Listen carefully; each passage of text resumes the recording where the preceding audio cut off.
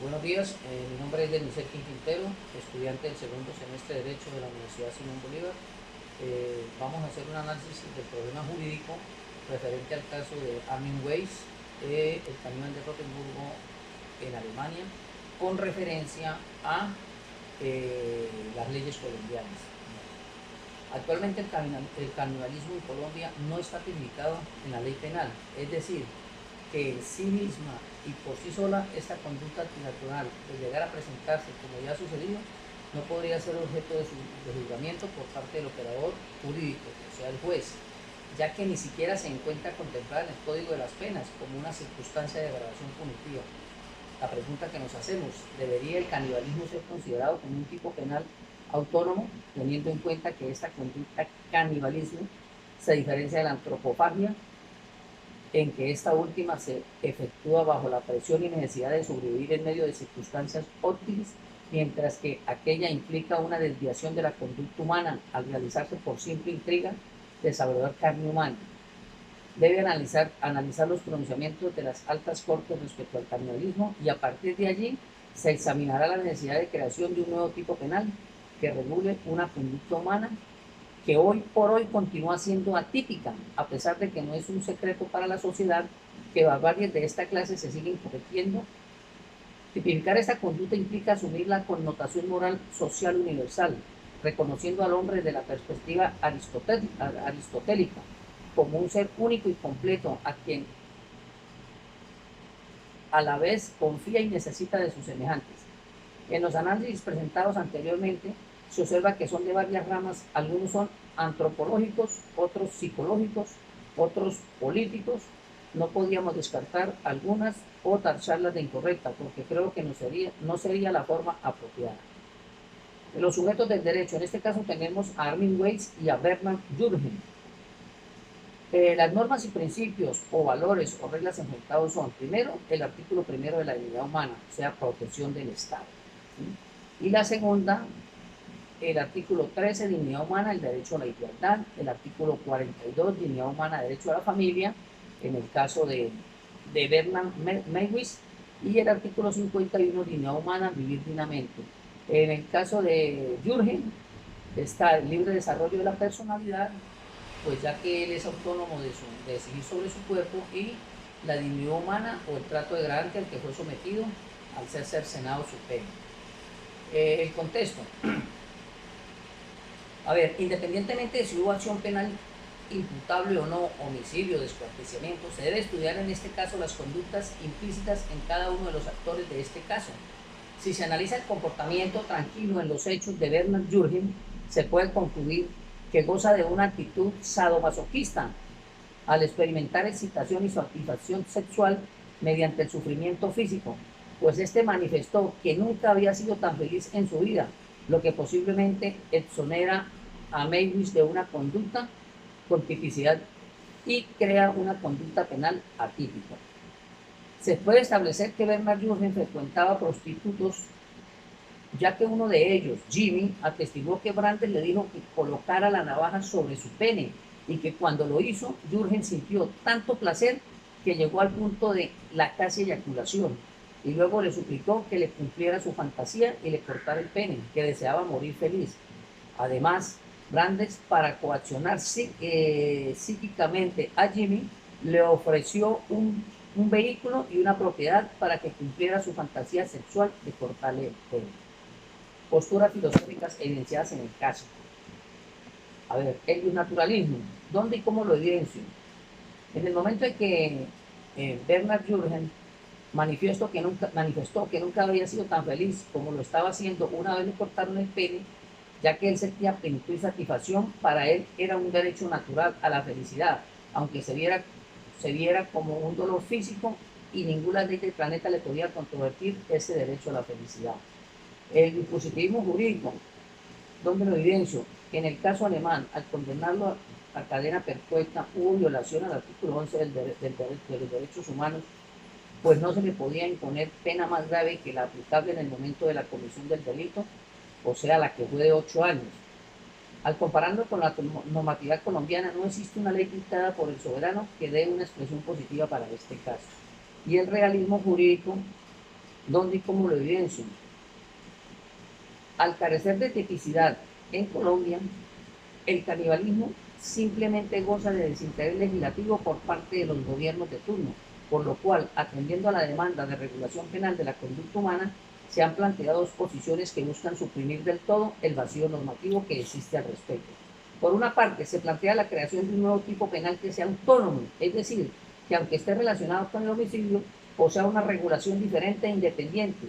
Y por el otro lado, se plantea la modificación del artículo 104 del Código Penal colombiano, el cual predica las circunstancias de agravación punitiva para el delito de homicidio. La primera de estas posturas es la que más controversia ha causado a lo largo de la historia legislativa del país, ya que, como bien lo ha afirmado la Organización de las Naciones Unidas, Colombia ha sido un estado de mucha ley y poca acción.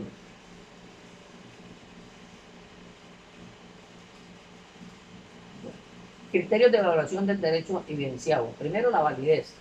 Tenemos el artículo 29 de la Constitución de debido proceso, el artículo 11 de los derechos humanos internacionales, de no aplicar la pena más grave, artículo 16 de la Constitución Política Nacional, desarrollo de la libre personalidad, el artículo 12 de la Constitución Política, el trato degradante, en este caso lo que sufría Armin por parte de su madre, el artículo 13 de la Constitución Política, el derecho a la igualdad, el artículo 11, el artículo primero, perdón, de la Constitución Política respecto a la dignidad humana, y el artículo 25, dignidad humana, o sea, protección del Estado en condiciones dignas.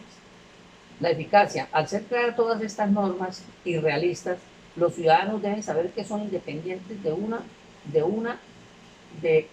son independientes la una de la otra.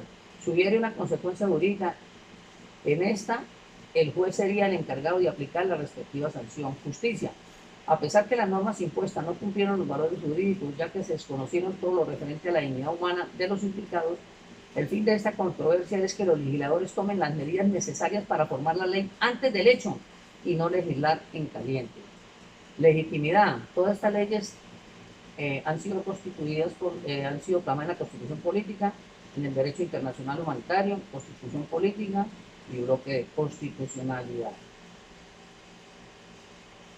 La vaguedad. La vaguedad se presenta en la interpretación de la palabra consentimiento, ya que esta deja una doble interpretación para definir si es típica la conducta o hay atipicidad en la conducta indagada.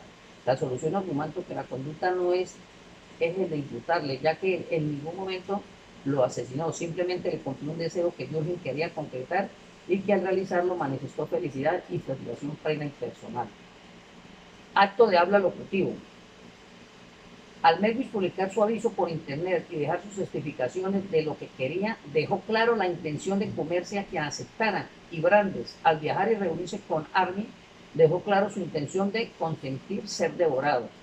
El acto de habla locutivo. Al ser cortado el pene, pasarlo por un sartén y ambos degustarlo, se cumplió o se consumó la finalidad del mensaje.